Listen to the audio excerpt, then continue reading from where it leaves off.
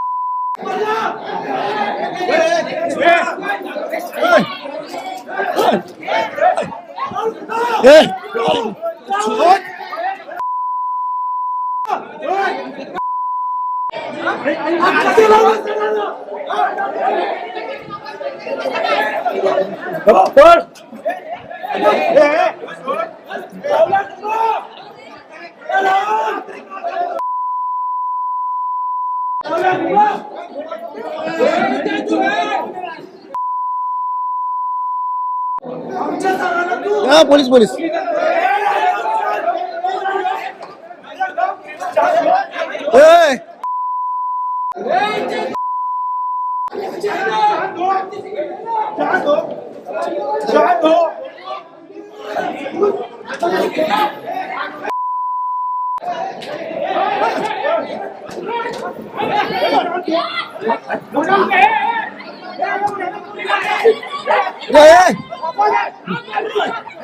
मारते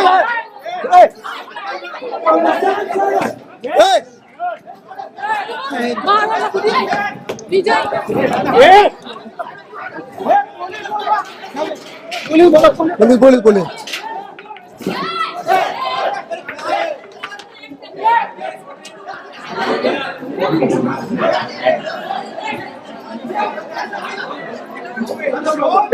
कोण कोण कोण कोण हे कोण आहे कोण आहे हे आहेत कोण हे शूटिंग काढा शूटिंग काढा शूटिंग काढा शूटिंग काढा याचा संबंध काय शूटिंग काढा शूटिंग काढा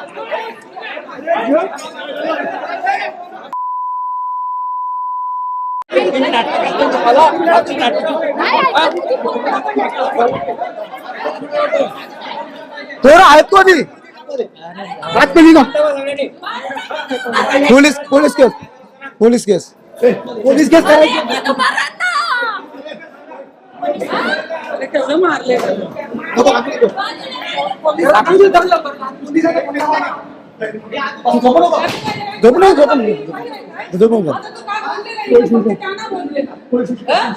पाणी दे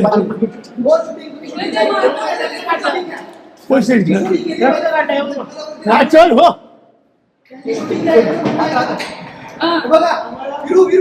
शूटिंग आहे आपली शूटिंग आहे याची शूटिंग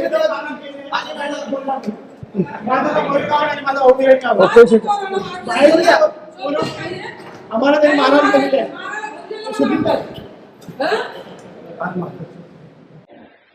माझं नाव मयूर नाथा गावण. मी अमृतवेल ओनर्स असोसिएशनचा सदस्य आहे.